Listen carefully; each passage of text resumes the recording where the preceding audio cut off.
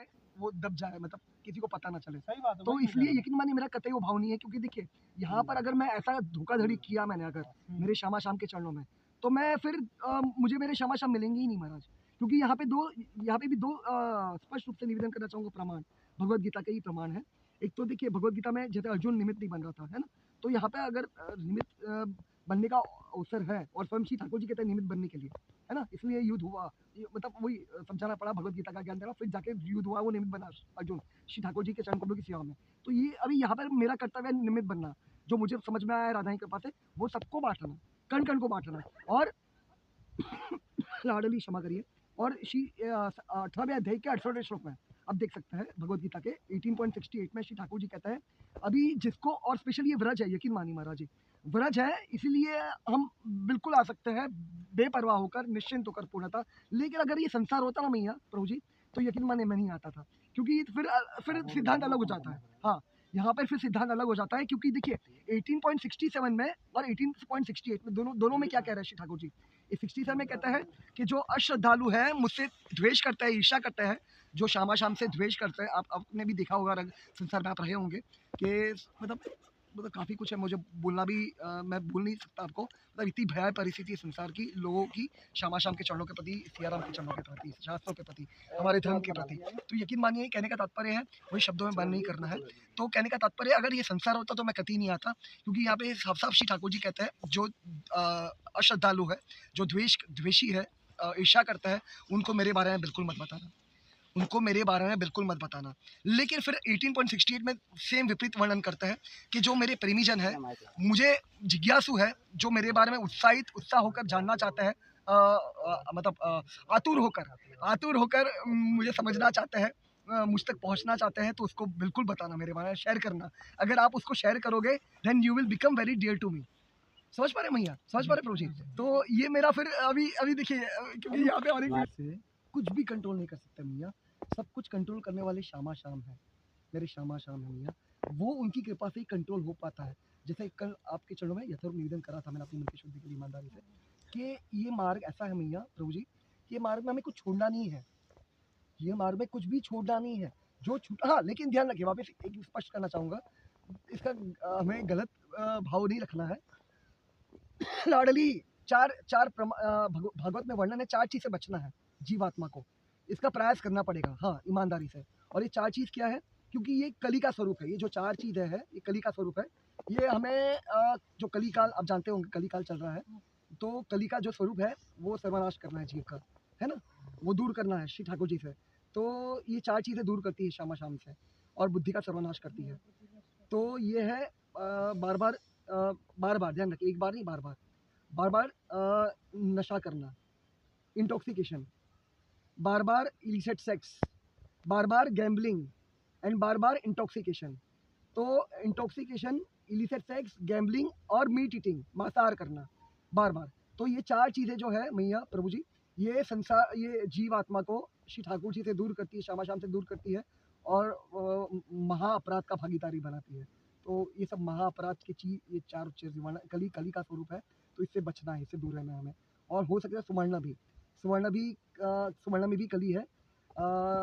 जैसे आपको पता ही होगा, मैं डिटेल्स में नहीं जाऊँगा, परीक्षित महाराज ने जब सुवर्ण का मुकुट पहना, तभी उनको क्रोध आया, और वो जब ऋषि के आश्रम में पानी बहुत प्यासे थे और वो गए थे, तो वो ऋषि तप में ध्यान में थे, समाधि में बैठे हुए थे श्री ठाकुर जी के चरण कमलों की। तो वो उनको इतना क्रोध आया कि उन्होंने बाजू में मरा हुआ सर्प देखा और उनके गले में डाल दिया, और वहाँ से फिर क्रोध से निकल गए अपने राज्य की तरफ। और जब उनके पुत्र आते हैं, ऋषि के पुत्र आते हैं, वो देखते हैं ऐसा कुछ प्रसंग बना है, और तत्क्षण उनको शाप दे देते हैं कि 7 दिन में तक्षक नामक सर्प आएगा और उनकी मृत्यु हो जाएगी। तो कहने का तात्पर्य है, ये कली का जो 5 ये स्वरूप है, इससे हमें दूर रहना है, क्योंकि ये सर्वनाश करता है जीव का, और बुद्धि भ्रष्ट करता है, सर्वनाश मतलब पूरा सर्वनाश कर देता है, महाअपराध का भागीदारी बना देता है, और क्षमा शाम से दूर कर देता है सदा सदा के लिए। तो इसलिए हमें विशेष ध्यान रखना होगा। लाडली, मैं स्वयं के लिए कह रहा हूँ, मुझे विशेष ध्यान रखना होगा कि इन 4 चीज़ें बच के रहना है। तो बाकी यकीन मानिए और किसी चीज़ की चिंता करने की आवश्यकता नहीं है। जो स्वाभाविक रूप से जो हमारी दिनचर्या है, हमारे कर्म बन रहे हैं, है ना मैया, है ना प्रभु जी? तो उसको बस समर्पित, अभी जब तक वो परिवर्तित नहीं होते हैं शास्त्रानुसार यथारूप, तब तक उसको समर्पित कर दीजिए श्यामा शाम के चरण कमलों में, लेकिन जानबूझकर, हाँ, चीटिंग नहीं करनी है। चीटिंग करनी नहीं है, जो गलत जो शास्त्र के विरुद्ध चीज़ें हैं, उससे बच के रहना है, जितना हो सकता है ईमानदारी से, क्योंकि ईमानदारी का मार्ग है भैया, ये परम सत्य का मार्ग है। जैसे आपको ये भी प्रसंग पता ही होगा, मैं वापस करूँ, मैं डिटेल्स में नहीं जाऊँगा, सत्यवादी हरिश्चंद्र जी का। उनके जीवन में बड़ी सोचिए कैसी भयावह से भयावह परिस्थिति घटी।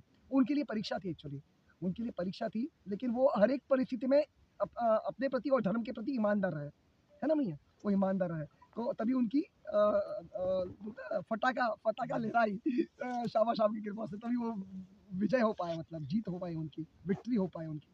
तो कहने का तात्पर्य है कि अगर हम चाहते हैं हमारी विजय हो जाए, हम भी वैसे फटाका लहराए, हम भी जीत जाए, विक्ट्री हो जाए हमारी, तो और विक्ट्री का तात्पर्य है हम श्यामा शाम के चरणों में पहुंच जाए, जो हमारा स्वरूप है, बस उसका साक्षात्कार हो जाए जी। तो हृदय में प्रकाशित हो जाए वो भाव। तो ये तभी मुमकिन हो सकता है जब हम हर एक परिस्थिति में ईमानदार रहें, क्योंकि इसी की जांच होती है मैया, इसी की जांच होती है। स्वयं श्री ठाकुर जी प्रमाणित करते हैं भगवद गीता में, मोहे छल कपट चित्र न भावा। तो ये सब सिद्धांत देखिए, मैं पहले भी दोहरा चुका हूँ, ये वापस दोहराना चाहूँगा, ये बहुत महत्वपूर्ण सिद्धांत है। देखिए, जो क्षमा करिए, जो बिल्डिंग होती है, उसकी जो वो टीका तभी रह सकता है जब उसकी नींव कम मजबूत हो, मतलब एकदम खतरनाक हो, एकदम मजबूत हो और बहुत गहरी हो। तो उसी तरह जो भक्ति की, जो शरणागति की जो नींव है, वो तत्व सिद्धांत है। यहीं पर ज़्यादातर लोग चूक जाते हैं, यकीन मानिए भैया, वो चूक जाते हैं। और वो चूक भी इसीलिए जाते हैं क्योंकि ये यहाँ पर भी एक सिद्धांत निवेदन करना चाहूँगा अपनी मन की शुद्धि के लिए ईमानदारी से। वो चूक भी इसीलिए जाते हैं क्योंकि वो सबसे पहले लक्ष्य उनका निर्धारित होता नहीं है। उनको मतलब माया भी चाहिए, श्री ठाकुर जी भी चाहिए। आप समझ पा रहे हैं? उनको माया भी चाहिए, श्री ठाकुर जी भी चाहिए, जो कि मुमकिन नहीं है, जो कि मुमकिन नहीं है। लेकिन वापस कह रहा हूँ, यहाँ पे हमें हताश नहीं होना है, निराश नहीं होना है। देखिए, क्योंकि ये भी प्रमाण आपके चरणों में निवेदन करना चाहूँगा, भगवद गीता, उद्धव गीता में 11वें स्कंद में, श्रीमद् भागवतम के 11वें स्कंद में, मैं से यहाँ पे एक पहले प्रश्न करना चाहूँगा। अब कृपा करके प्रभु जी और मियाँ, आप बता सकते हैं कृपा करके, लाडली क्षमा करिए, कि अगर कोई जीव जितेंद्रिय नहीं है, अजितेंद्रिय है ना? जीव अजितेंद्रिय है, तो क्या आपको क्या लगता है कि वो माया से पार हो सकता है? नहीं। मैया आप बताइए। नहीं हो सकता है। कैसे महाराज? लाडली खतरनाक, खतरनाक, खतरनाक, खतरनाक। देखिए ये, हाँ, मैं अभी देखा देखा, बोले गलत तो समझिएगा, देखा आपने बोला, अभी शौक होगी कि नहीं? शौक हो गए ना कि ये भी हो सकता है, कैसे? लेकिन देखिए, वही वही निवेदन करने का प्रयास करो महाराज जी भैया, कि तत्व सिद्धांत भगवद गीता और भागवत और चैतन्य चरितामृत, इसको प्राण बनाइए।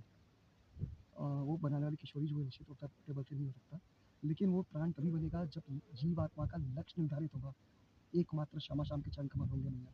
और यकीन मानिए, 99.9%, 99.9% अंतिम क्षणों तक, अंतिम प्राण जब तक जीव आत्मा के छूटते नहीं है, वो ध्यान में उलझा रहता है, वो लक्ष्य निर्धारित नहीं कर पाता है। तो दिक्कत वही पे आती है, परेशानी वही पे होती है, इसे पहुँच नहीं पाता श्यामा शाम तक। तो कहने का तात्पर्य है, जैसे अभी मैं आपके चरण निवेदन करूँगा कैसे। देखिए, यहाँ पे 3 चीज़ वर्णन करते हैं श्री ठाकुर जी। सबसे पहले कहते हैं उद्धव जी से, उद्धव गीता में, और आपके चरण में ये भी निवेदन करना चाहूँगा अपनी मन की शुद्धि के लिए, आपको जब भी समय मिले, कृपा करके 11वां स्कंद श्रीमद् भागवतम का, लाडली श्यामा गोविंदा, श्रीमद् भागवतम का 11वां स्कंद, जो 12 स्कंद है श्रीमद् भागवतम के, तो 11वां स्कंद जो है उसमें उद्धव गीता है, उद्धव गीता का प्रसंग है। तो वो ज़रूर बहुत गहराई से उसका श्रवण, उसका पठन पाठन, उसका चिंतन मनन और उसको समझने का प्रयास करिए। तो वो बहुत बहुत हेल्प करेगा भक्ति के लिए, शरणागति के लिए। जी, वो शुद्ध प्रेम की व्याख्या करी है उसमें श्री ठाकुर जी ने। जैसे भगवद गीता आप जानते ही है, हमारा धर्म ग्रंथ है, ज्ञान का राजा है, it's the king of all knowledge, जो कि हमारा धर्म ग्रंथ भी है, उसमें तत्व सिद्धांत का वर्णन करा है और सारे लोगों के लिए